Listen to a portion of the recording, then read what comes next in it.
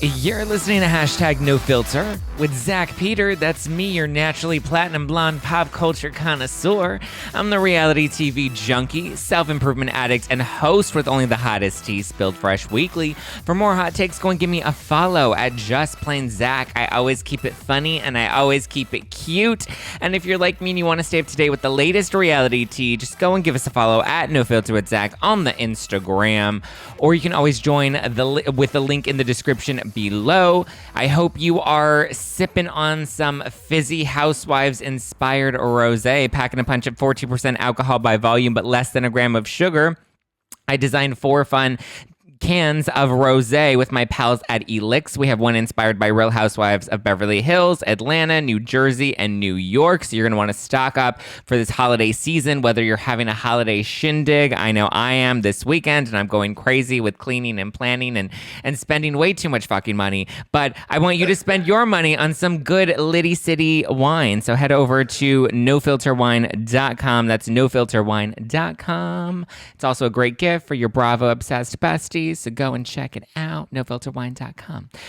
Okay, so as you know, I've been diving beyond Bravo television, unscripted television. I've been watching a lot of Netflix shows, and I decided I wanted to watch this Colton special, Colton from The Bachelor and The Bachelorette, and then The Bachelor and Bachelor in Paradise.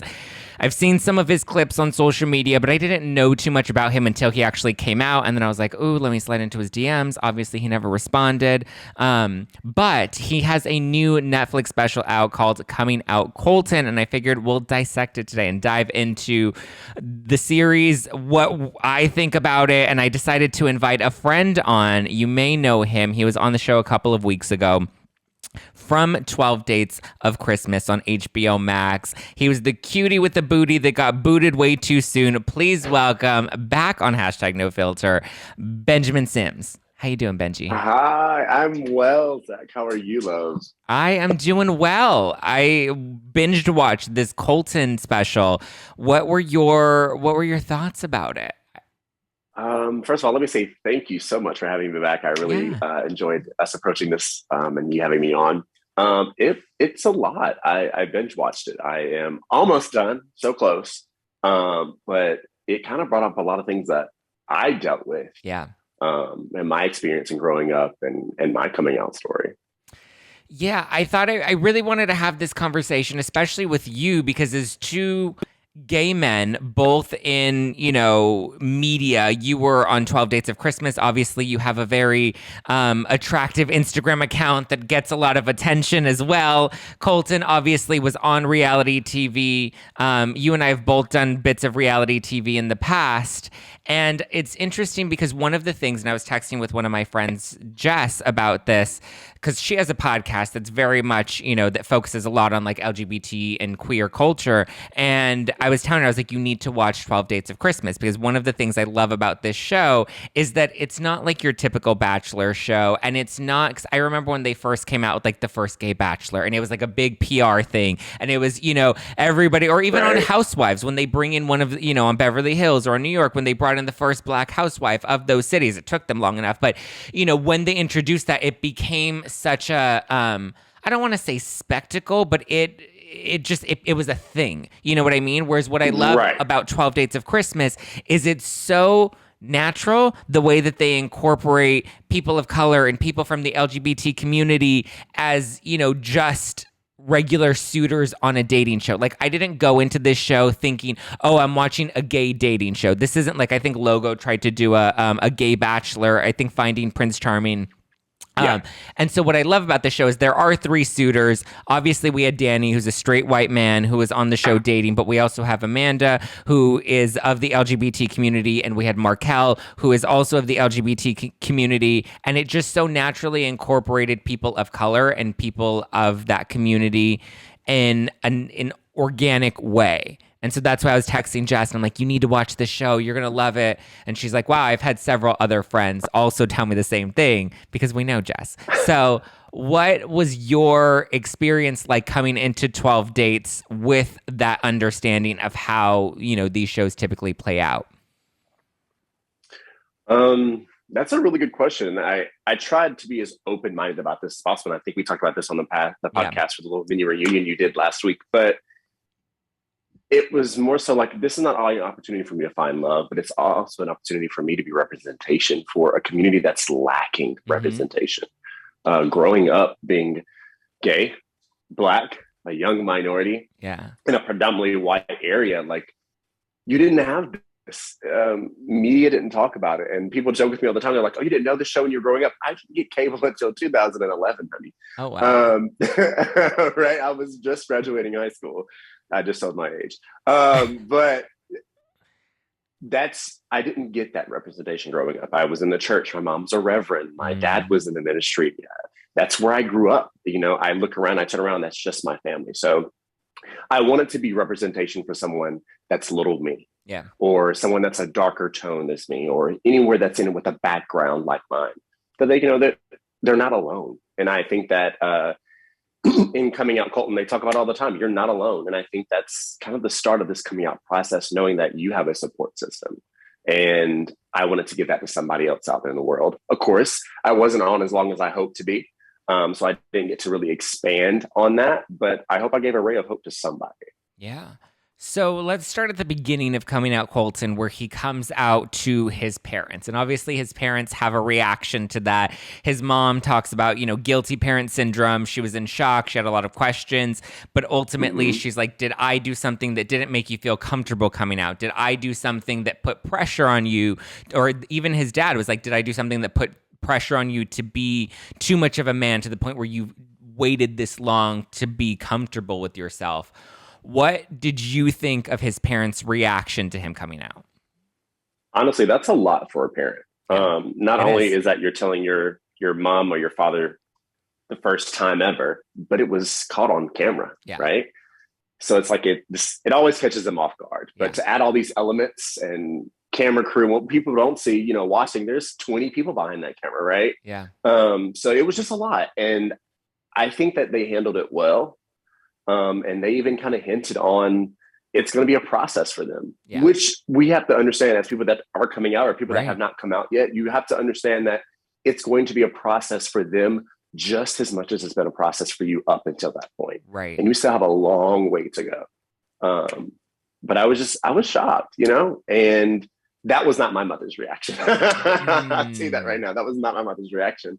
But I think both his mother and father handled it very well. But on the twist side, that is coming from a white perspective, a white family perspective, not really a Black or a Latino or Asian perspective. Yeah. What was your experience coming out? How did your parents respond to that? I came out twice to my mom. So I have two stories. The first time was a letter in the 10th grade of high school because my boyfriend at the time came out to his family. He was white. His family was white. So you were in high school. You'd already come to terms. You'd already had a boyfriend. Yeah. It wasn't public knowledge at the time as far as family goes, but I was like, okay, I'm going to come out to my family with a letter. So I wrote a letter to everyone and everyone else accepted it except my mom. She was like, this is a phase. This isn't you. This isn't how I raised you. And I'm just like, wait a second. How I raised What does my sexuality have to do with how you raised me? And I think that's the question that we're all like baffled by. And when his mom and dad asked that, I was just like rushed with emotions and just memories of what happened when my mom did it. So the second time I came up to my mom, I lost my job. About 4 years ago, I was performing at the Georgia Aquarium. I lost my job and I had to move back home. And I felt like I was living a double life with my mom and my dad. And I walked into mom's room one day and I was just in tears. And she was, of course, reading her Bible. She was like, what's wrong? I was like, I've been living a double life and I just don't feel comfortable being here anymore without being open to who I really am. So we kind of came to grips in terms, and she had known since I was 2, she said, when I began to develop my own personality and becoming my own, person. But it was never, I accept you as you are. It was, I love you. I'll always love you. I'll always be your mother, even if we don't see eye to eye. And they talk about this in this documentary. Yeah. Okay, I want to pop in really quickly to shout out one of my favorite partners this holiday season, and that is Purecane, an all-natural, zero-calorie, diabetic-friendly sweetener that's healthy and tastes delish. It's naturally derived from sugarcane without all the junk ingredients, and trust me, it's yummy. Purecane is a great baking alternative. I love to slip their individual packets into some of my coffee or some hot chocolate, dairy-free of course, and their baking sweetener makes a mean simple syrup for cocktails, okay? I'm telling you, Purecane has been my go-to for years. My cabinet is literally always stocked. And let's be honest, their packaging is super cute, and you know I'm a sucker for some Insta-worthy products. The holidays are already jam-packed with sugar, so why not make a sweeter choice for yourself this season? Give Purecane a try today. Available on Amazon or head over to purecane.com. That's purecane.com. What did you think? Because obviously, I was raised Catholic. Obviously my family is Latino, so there were a lot of those, machismo, gay is bad. I even remember, my mom unconsciously, and obviously my mother's had her own journey, but unconsciously talking about how, oh, don't do that because girls do that, or don't do that because, right. That's, what does this mean? Does this mean you're gay? But it was always said with like such an undertone of like, we don't want to be that because that's bad. Yes. So for me, I think, obviously our experiences are very different, but very much similar. And then my father's side of the family, very religious, very Christian. My grandfather is a, one of the, not a pastor, but he's one of the ushers at church, very much dedicated to it. My father, very much, into the Bible, and, it was challenging finding your identity growing up. Obviously, I didn't have much of a close relationship with my father either. I would visit him, but my grandparents were more, they took on that role for him. Mm-hmm. I think my grandmother felt guilty that he wasn't really a part of my life, so she kind of filled in that role for me. Okay. And, it's interesting, though, because you have the religious element of it, you have the cultural element of it. And so watching somebody like Colton that, a lot of people would look at him and be like, he's white, he's privileged, he, came on a reality show, and when he was ready to come out, immediately got a Netflix special and had a deal that he inked out. How are your feelings about, obviously his experience is different. And the reality is we can't change where we come from. We can't change the life that we're born into. And so for me, I'm like, even though my life is very different from a lot of other people's, I choose to just, focus on my own path and what's going to help me achieve the goals. Obviously, some people have it easier. Some people have it more challenging than I do. But all I can do is stay, on my own path and keep achieving the goals that I've set out for myself. But I want to know what your reaction is to see someone like Colton, get a Netflix special and kind of have this, there was a bit of a mixed reaction, but for the most part, he's been embraced. Right. And I have all my notes right here, but I'm going to look for that one. Let me first start by saying, I think you and I can agree on this. This is not to diminish his journey. This is not to badmouth Colton or his journey of coming out and his supporters and his fans. And I appreciate those people that are there for him because he's going to need it. And I'm here supporting him from afar, even though he has no idea who I am. Yeah. But I was going into this not wanting to like it.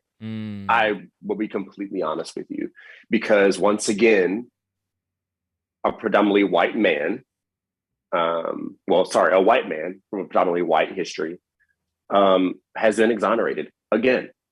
So it's kind of disheartening at times, exonerated for his past, meaning like the controversy that he's dealt with in recent years for stalking his ex.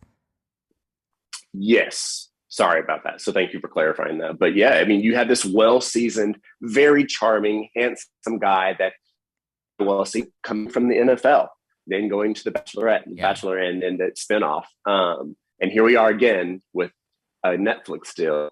And it's just like I'm so happy that a story is being told from a gay perspective. Yeah. I appreciate that, but it's hard to accept those things because men of color never get those opportunities. Yeah. And if they do get those opportunities, they're never on this level. Yeah. I'm pointing this way because my TV's right there. Sorry, but we never had that opportunity to shine in that, And they talk about Michael. Why am I forgetting Michael's last name? Michael Sam, and his coming out journey and how they obliterated him before draft week. They're him and Colton are in the same draft class. I know nothing of football. Okay, I got this from the thing. Yeah. But I definitely know who Michael Sam is. At the end of the day, Michael Sam didn't get that. And it's just like, why didn't he? Is it because he had opportunities and he chose not to? He didn't want to go publicly out that way. Yeah. But there's a lot to digest in that. So I'm okay with it. I'm very happy with it. But also I know that Netflix can do better. I know that any platform can do better. HBO definitely did try. They had their first non-binary, which is the lovely Hina. Just a beautiful human. Yeah, such a beautiful human. I love them so much. So what is the solution? Because for me, I find myself having, obviously I have a platform. I have people that, look to me.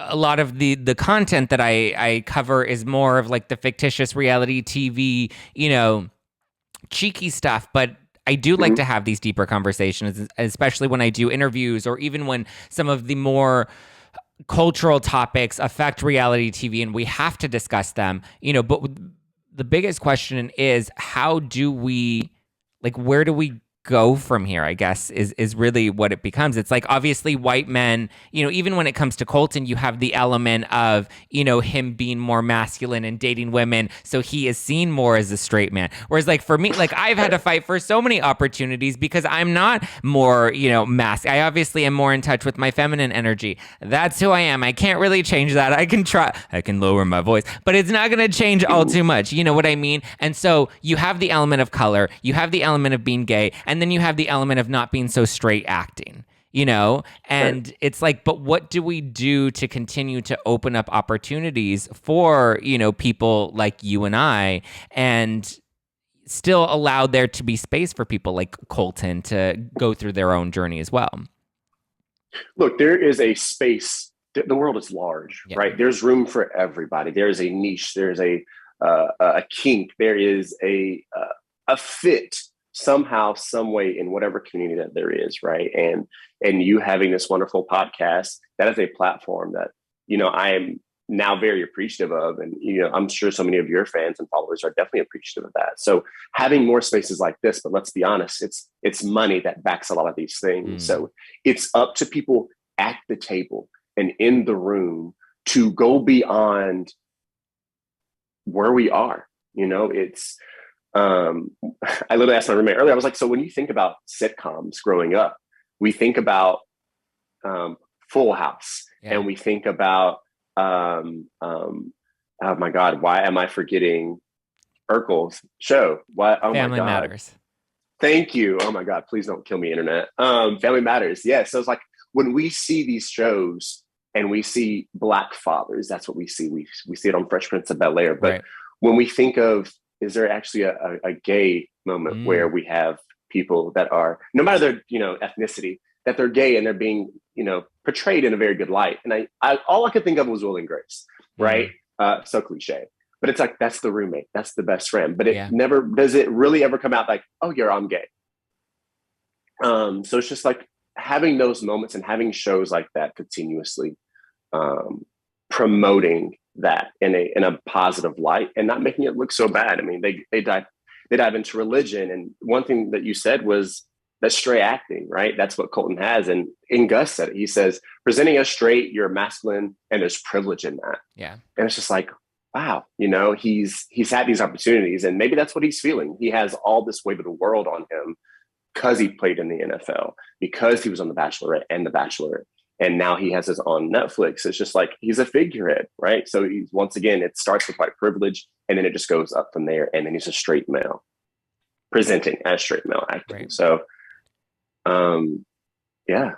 I think, for me, obviously you have the cards stacked against you. You know what I mean? And so you kind of have to play play your hand to the deck that you're given. And for me, it's always been about, and I'm not saying this is the right approach. I'm not saying this is the appropriate approach. And I'm not saying that this is the approach everybody should take. This is just what's gotten me here to where I am, is just focusing on, like I said, focusing on my own goals and not trying to compare myself, because nobody's going to start from the same, track. Nobody's going to No. start on the same level. And so for me, it was about I knew I may not be, the lead of a sitcom, but I'll create my own sitcoms. I'll, use social media and the platforms like YouTube that I have to make myself the lead, and then to continue to open those doors for hopefully other people as well, Or I was having a conversation with somebody that's in the process of producing new content, and she came to me and she's like, what types of content do you feel like isn't being represented that you would like to see more represented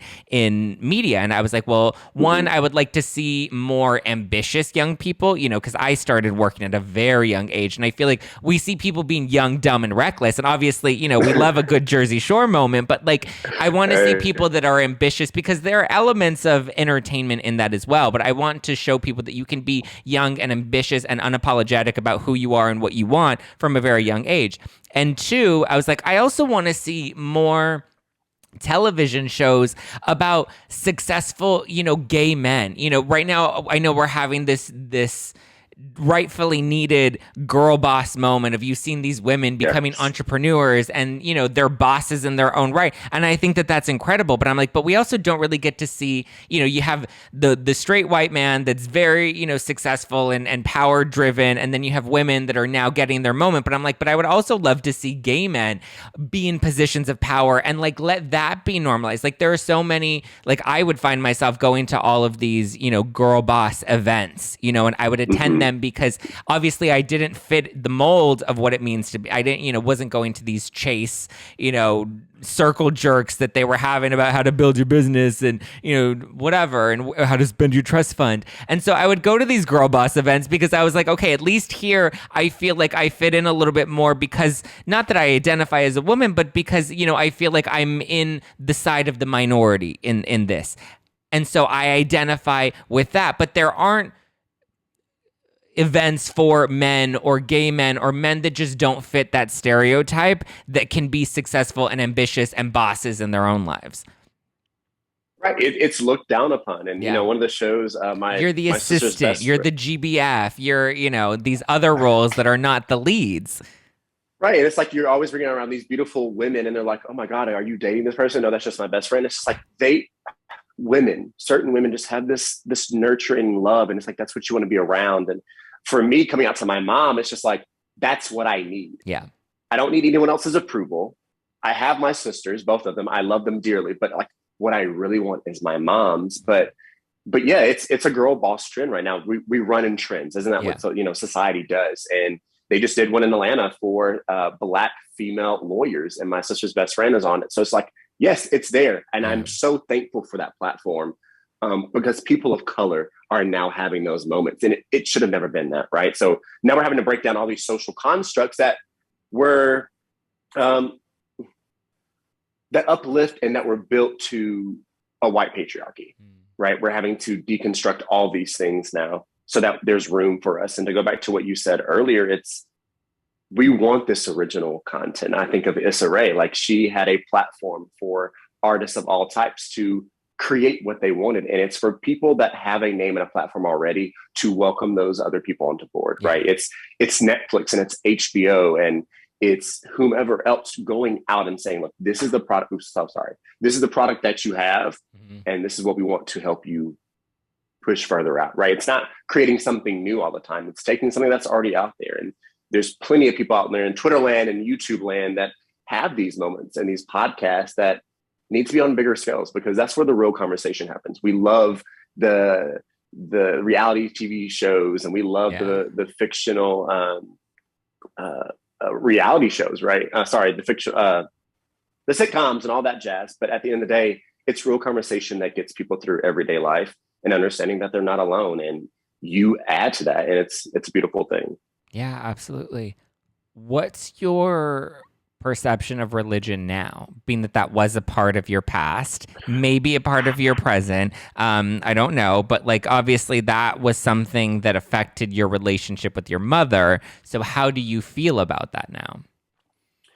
That was the 4th episode, and they dug deeply in. It was the end of the 2nd episode, going to the 3rd, and now the fourth episode, they dug into religion a lot, and it really struck a nerve for me because that's what I grew up in, that's what I was brought up in, and that's what I was taught in a very young age in a very Black community.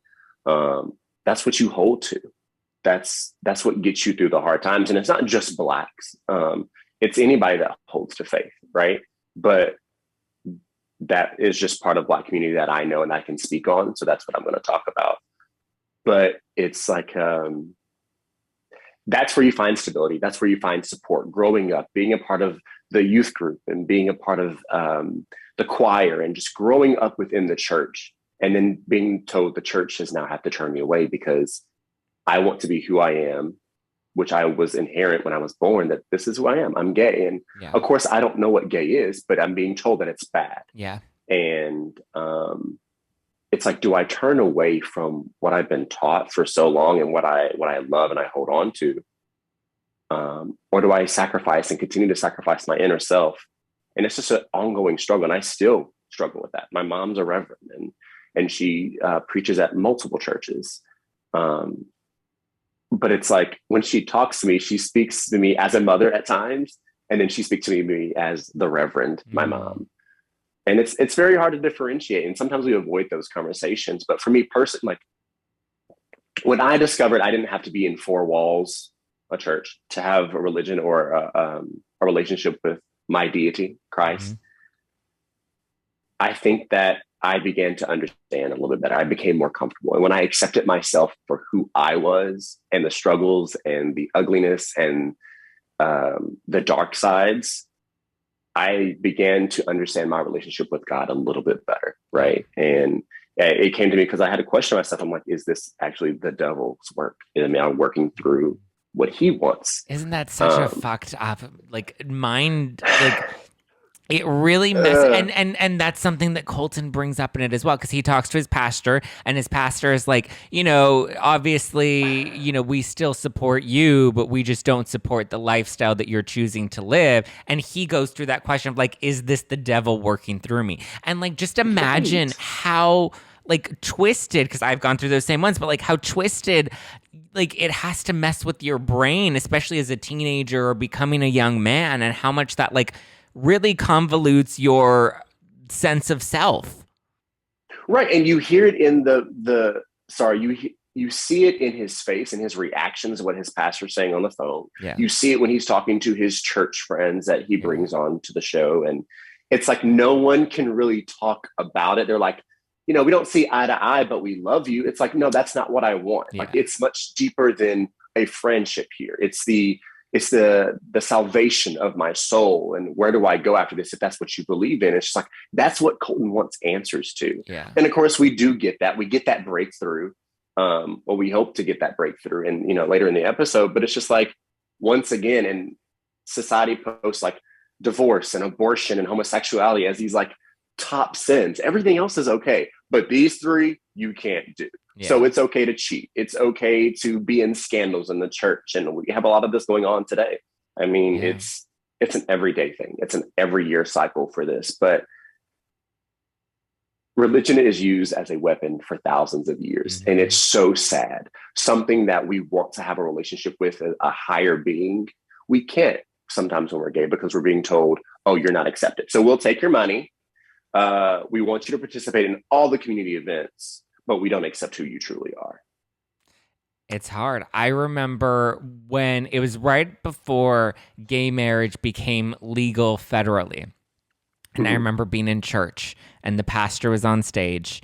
And, I liked the element of being a part of the church because there's community and there's a connection to a higher power. And there are all these elements that make you feel included and make you feel like you're part of something so much greater than just yourself. But I remember very distinctly there was one time where, and it was right before it became legal, but it was where there was a lot of petitioning against it. And so I remember when we walked into church that day, there were petitions outside in the front for people to sign against gay marriage. And I remember going in, he was on stage and he had just wrapped up the service. And then he was like, okay, Now I want everybody to get down on their knees right now, and we're going to pray for all of these people that are supporting the right to get married and for all of these people that are so lost. And I just remember like being so conflicted of like, I don't want to get on my knees because I don't support this, but there's an entire room of people that are getting down right now. And I don't know if I'm making the right or the wrong decision. And I remember getting down on my knees and sitting there and not praying, but just kind of feeling like, what the fuck is this? Like, what are we doing? Like, how are we? You have petitions outside and you know, are praying for all of these sinners when half of the people in this fucking room are divorced. Like, what the hell is this? Like twisted, you know, why are we not petitioning to abolish divorce? Like, why is that not something that you're out there trying to get rid of? It's so disheartening and heartbreaking. And like you said, we're raised in the church. We want to have a relationship with something higher than ourselves. Right. And we're told that we can't. And there's always a separation of church and religion, and going through school and, learning government classes and, history. I'm like, when was there ever a separation? We've utilized religion as a weapon and an aid for social, for government. Right. And it once again, it just goes back to white patriarchy, what America was founded on and built on. And it's just very disheartening that at the end of the day, some people can't seem to understand that it's okay to love who you want to love, no matter the color of their skin, the content of their character, or their sexual preference, orientation. And I think that's why it was such a huge pivotal moment for myself on the show for 12 Dates to not only see a straight male going after love, but I saw a gay man going after love. But not only that, let's not be limited to a lesbian going after love, and then let's throw a non-binary in there. And I think it was just a beautiful thing that HBO was tapping into. I think we need to go a little bit further. But I was just so excited to be part of that moment. It was such a beautiful time, and there's so much room to be made up for. And I think not only HBO alone, but Netflix and all these other great companies out here, these media companies, there's a lot of time to make up for and a lot of stories to be told. And there needs to be space for that. Yeah, and I also want to clarify, because like I said, my family, parts of my family are very religious. And I remember, one time hearing one of my aunts say, I guess that was a scene in one of the Wonder Woman movies that, was a lesbian scene. I don't know. I didn't watch the movie, but I remember her saying something about like, why is it that they, like, I understand if you want to be gay, fine, be gay, but like, why do you have to shove it down our throats? And it's something that you hear so often, but it's like, it's not that anybody's trying to shove it down your throats, but it's that this is real and this is around us, and you can't take the blinders off because people exist in the world, and that representation matters, because not seeing that makes you feel more isolated. Not seeing that representation makes you feel like you are this foreign alien in this world of like, there is something defective. There is something wrong with me. There is something that's not any more worthy of, you who just got divorced, and it's so, or you who's a gossip, which is also another huge sin, or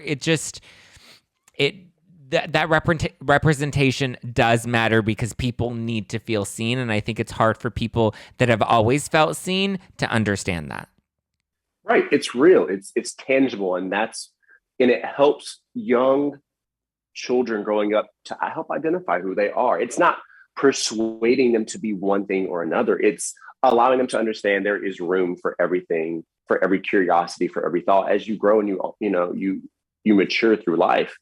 But even Colton talks about that, like people that have those comments or those jokes or those side remarks, you begin to go back inside of yourself. And I'm not even lying. When I watched the religion portion of this, like I began to go back inside and really dig down, like, am I truthfully done with my own journey? Like, are there more things that I need to dissect from myself? Or are there things from my life that are missing? So it's definitely a great show to watch. It's definitely something that you want to question. But there's just so many other perspectives on the coming out process. Absolutely. What did you think of the coming out party that they threw for Colton, where they bring all these guys in and they're trying to get him laid? Obviously, it was done in jest and it was cheeky, or even the moments of like taking him to Yes. a sex shop and having him try on angel wings and all of that stuff. They're playing, Gus was playing with him and they're giving him an opportunity to kind of explore his identity. I feel like at 27, 28, he's kind of, for the most part, built his identity. There's obviously room to be more comfortable in yourself, but he definitely seemed very uncomfortable with those situations. And me seeing that, though, also kind of rubbed me. I know it was done in jest. I know it was done lighthearted. I'm sure the producers continued to push that, but it was also like, but there's so much more to being a gay man than shopping for dildos and going to parties where you're trying to get laid. Like, trust me, I love getting laid. I get laid a little too much. I don't have a dildo. I don't want a dildo, but like, I have other things. What was your response to that? I kind of felt uncomfortable for him. Number Yeah. one, I knew two people on that party bus, right? Oh. So I know Cody's husband. He's from Atlanta, Trey. And then I also knew Luke, who's a guy that was in the background on there. But it made me uncomfortable for him. I'm like this guy just came out. And I kind of think back to my moments of coming out or my first time ever going to a gay club. And I was like, this is a lot. And it's with good intentions. I just think it was a little too soon for him. And I think what Gus did one-on-one, going into the sex shop, having that secluded moment, with a budget, you can do those things, right? So you can go into the sex shop and you can kind of fill out what is what. And I think Gus is taking this beautiful moment and this path with him about being his, not really a liaison, but really his partner in crime going through this, because Gus talks about his relationship with his ex-boyfriend when he first came out. Like, he literally walked him hand in hand and taught him so much. I just think that, and what Colton said, he was very honest about it. I think this is just not the way that I want to go about this right now. And it takes a lot of guts to do that. And it made him very uncomfortable, and it made me uncomfortable for him. Yeah. But even being on 12 dates, like, I will never say that the producers on the show push things so much that we're uncomfortable and they still made us do it. But I remember something that didn't get shown with Markel in the hot tub was we talked about me giving him a kiss. And like, I knew it wasn't time because I knew he wasn't into me. And they kept pulling in my hot tub saying, "Are you think now's the time to kiss? You want to kiss him? Go ahead and do it. Just do it." And it's just like, I want to respect Markel's boundaries. Right. And what if I had done it? What if I had forced it on? Would I have looked really terrible, really bad? Would I've, lost his trust and, potentially made things worse than they weren't worse, but could I have made things worse? Yeah. No, yeah, absolutely. And it's interesting to kind of see him go through that journey. And then we see in the episode right after that he then goes with a couple. He goes and has, drinks at a couple's house, and they have a son that they adopted. And, he's like, this is a little more my pace. I think I want to get married. I think I want to have a kid, and that was really nice and endearing. And I think we're starting to see a lot of that, more. We have Jeff Lewis. He isn't really on TV anymore, but we saw him go through the process of having a baby. Mm-hmm. We had Nate and Jeremiah, who I adore. I love watching their family. And I think that is an option, that you can have a slower paced life and want kids and, be able to not have to be in the stereotype of circuit parties and popping Molly and, having a bunch of, wild raw sex all the time. Right. And that's part of our community, part of our gay society. Right. Yeah. And it is what it is at the end of the day. But it brought so much joy to my heart when that happened. It was night and day, from the coming out party to more of the wine and dine with the child at home. And they talked about the reality of having a child. And even one of the fathers said, look, I miss not being able to go out to clubs and parties. But when that child came into our life, everything changed. And part of me is like, that's what I wanted. Right. And I think that's what also Tony Falk wanted as well off of 12 dates. Like, he wanted kids. He wanted 5 kids, if not more. And Markel was like, 0 to 3. So it's just like, we all have different things and different wants and different desires in life. But I think that was Colton's desire. And it was just a joy to see him want that and desire that and get to experience just a little bit of it. And even him saying, so what? No, go ahead. Even him saying, like, I would do it by myself. I don't think now is the time for him to do it himself, in my opinion, just because so much has come out. And I think this was pre-COVID, of course, but like so much has come out since then. I'm sure he has gone through a journey much longer, but I would be nervous if he said, yeah, I just came out 7 months, I want a child. It would make me a little nervous. What is your take on kids? I want them. I Yeah. love them. And that's something that, God, that's something that didn't make it onto the show at 12 dates. Like I talked about having children. I said 2 to 3 is an ideal thing for me. And I want to adopt. And if I could if I could find a surrogate, I would. Like being able to bring a child into a crazy world and let them to understand that there is beauty and there's life to be had. And you can go about it any way that you want to. Something that I didn't get to have, right? That's what our parents say. I want you to have what I didn't have. Mm-hmm. But in a completely different way. And my sister has taken parenting to a whole nother world. You know, they say, don't let your parent be your friend. No, that's what I missed with my parents. I didn't have a friend in my parent. Yes, there's a parent and there's a friend, but they can meet. They can be in the middle together. So I want to be able to do that with my children one day. So if there's anybody out there looking, let me know. Can you see yourself doing it solo? Absolutely not. Really? Why?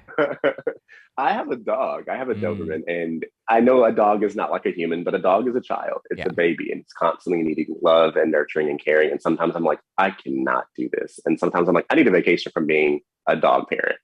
And I leave them with their aunts and uncles and all the friends. But no, I wouldn't want to do that alone. I think part of being a parent is also having a partner in that, whether that's a romantic partner, whether that's having your mother or your grandmother help you raise your child.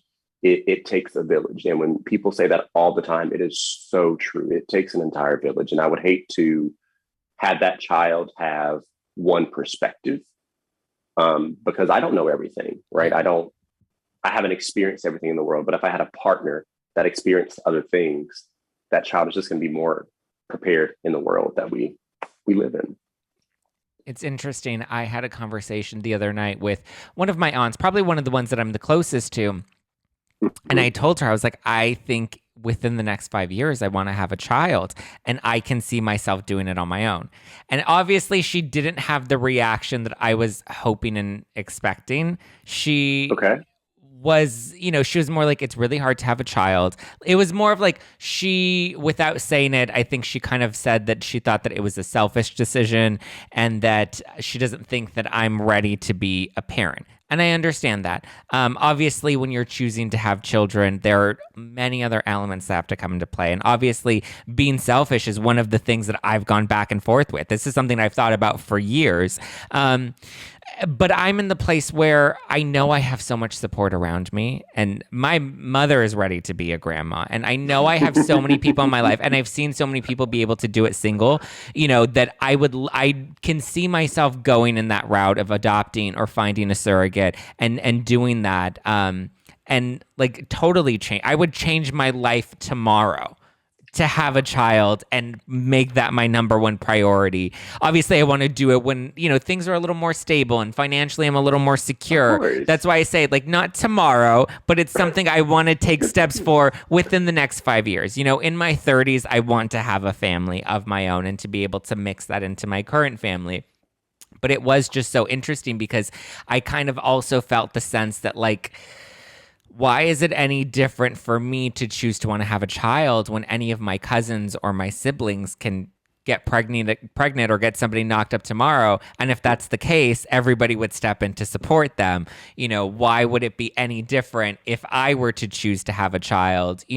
Like if any of my cousins or anyone ended up getting pregnant and the baby daddy leaves, and she has to raise that child on her own, how would that be any different than somebody that's choosing and taking the time and effort and spending the, financial resources to be able to bring a child into the world? Obviously, that's something that has to be very well thought out. That's not something I would be making on a whim, Right. And let me be clear, like, there are people that have done it for many, many years, right? There are single mothers, there are single fathers due to walking out, due to death, due to whatever. Yeah. And I applaud them for it. And they do have those support systems. And the question is raised. I'm a gay male. Yeah. Why can't I do it? Yeah. Where is my support system? Where is this child's support system? So it's never to say I couldn't do it. I just don't want to do it. And I think for you, I think that's a beautiful thing. You desire it, and I'm sure that your family would love it. My family would love it. My mom's never talked about it. I don't think she has the gall to ask me yet. My sister hasn't said anything yet. But at the same time, it's like, all right, if y'all ask me that question, my first thing is going to be like, where's my man? Yeah. And then we can talk about having a child. But actually, I just asked to be, I've been asked to be a surrogate for the past 3 years by one person. So I mean, not a surrogate, sorry, a donor. So we'll see what happens. Would you do A that? beautiful lesbian couple. Absolutely. Yeah. We were drunk the first night I said yes, but the answer hasn't changed. Yeah. I love this beautiful couple so much. And I'm so ready for them to bring in a beautiful child. Oh, that's exciting. What would you say was your biggest takeaway from Coming Out Colton? Mm. The overall process for Colton, as many as other gays, and if you agree, definitely let me know if I disagree. But it's finding approval and acceptance from every person you pass. If not that, it's finding and seeking approval from the things that you cherish and you care the most about. And that was this entire process from beginning to end. He's looking for acceptance from the people that he cares about the most. And that was my biggest takeaway. At the end of the day, I don't think that I have full acceptance from my mom. Yeah. And will I ever get full acceptance from my mom? I don't know. My dad's like, whatever, I love you. You're my son. Yeah. He taught me how to work on a car. He taught me how to build things. His job's done, right? That in his eyes, it's done. But my mother, that's the backbone of the family, a mother's love. And that's who you come from. So if you do have that mother in your life and you do have that connection with her, that's what you seek approval for. You want the approval of your people that you care the most about. And like, yes, I have my best friends. I have my ex-boyfriends who have now turned friends. I have my girlfriends. I have acquaintances that are always going to be accepting because I'm an adult and I put myself in those spaces where I feel the most safe, right? Yeah. But sometimes when I go back to church or when I go to be around certain family members, I know they know, right? What am I scared of? Why can't I have that conversation? Why can't I bring up on Christmas this year that I was on 12 days of Christmas? Like my mom still hasn't brought it up. She knows about it, but she hasn't brought it up. So I think the biggest takeaway is, and hopefully a message for your viewers that haven't done this process yet or are still going through the process. It's acceptance will not always be 100%, but to keep pushing and to keep striving for exactly what you want. But at the end of the day, accept and love yourself because that's who we have to go to sleep with every single night. And that's tough. I find myself continuing to go through that. I even made the decision to not want to get married or to not have like a wedding because I know that should I ever choose to do that, half of my family, some of the most important people that I have to me, would not support or be there for that. And I think that would just be too crushing for me to go through that experience. And obviously that's hard and that may change in the future. I don't think that it will. Mm-hmm. I don't love weddings. Not that I don't love weddings, but like I don't want to be like up there with people like watching me kiss somebody. It's a lot. And I get it. People love it and you do you, boo. But like for me, I don't want to be making out with somebody in front of an audience. On television, give me a paycheck and I'll do what you want me to do. Look at all these housewife shows, right? But it is challenging because it really is about acceptance. And I think there are a lot of listeners that have children that are probably young, because I know some of them have reached out to me with their own kind of questions and being like, how do I navigate this? So hopefully they're listening right now and able to take some notes and help them on their own journey of helping their children come into their identities. But it's like, right.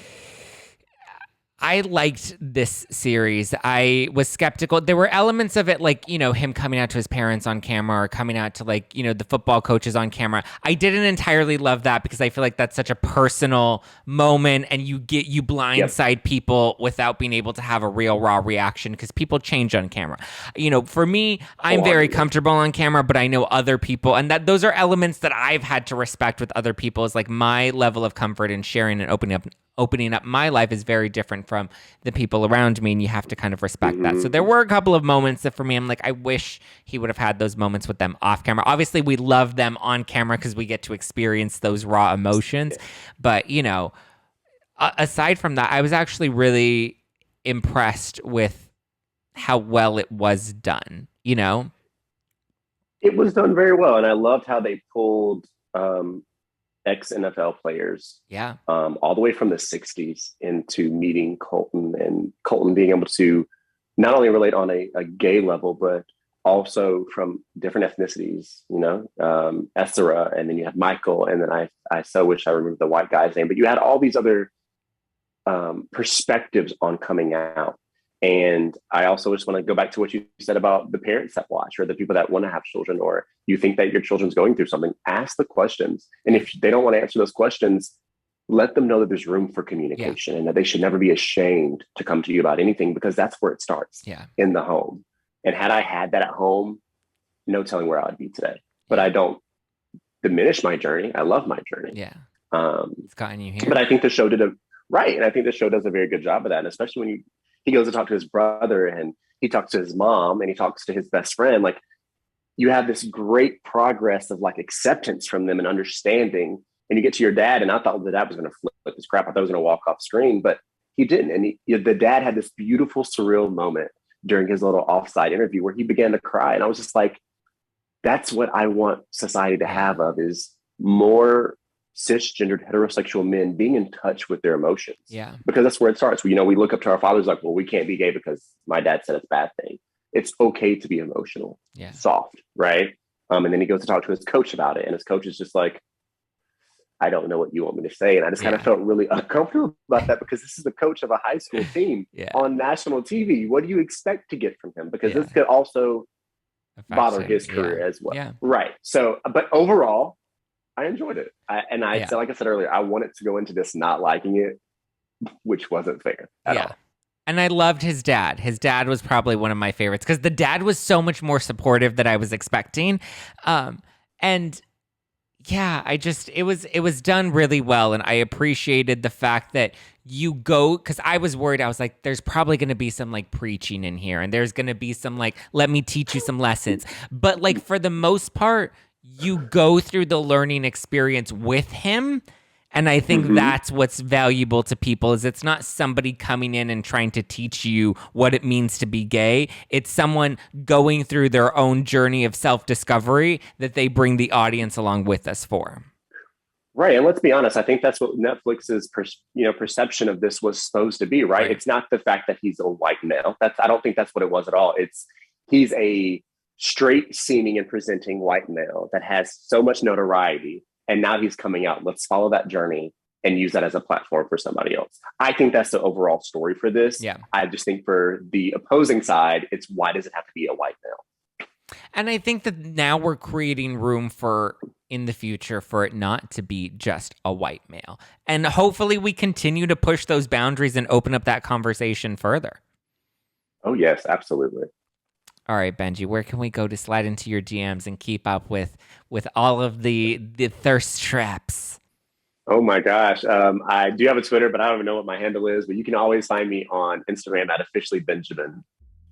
I love it. Officially Benjamin. Everyone go and give him a follow. You can give me a follow at Just Plain Zack. Follow the show at No Filter with Zack, and stay tuned for new episodes of #No Filter with Zack Peter every Monday, Wednesday, and Friday. We have live episodes every Friday. Thank you guys for tuning in. I love you. I appreciate you. Send me your show recommendations. Go give Benji lots of love and support, and slide into those DMs. I hear he's single. Well, I don't know what happened. Is homeboy a thing? Is that someone that we've loved for 5 years now? The person I've loved for 5 years is still my best friend. We're going on that journey slowly but surely. But you know what? I'm single, for the record. So all right, there you go. Go slide in. Thank you guys for listening. Appreciate all the love. If you haven't done so yet, check out Coming Out Colton and let me know what your thoughts of the docu-series were. And like I said, send me any other recommendations, because I'm ready to watch. I love a good binge. All right, guys, I will talk to you later this week. And until then, I'm going to go chat up Benji's ear a little bit more. All right, guys, talk to you later. Bye. Bye, guys.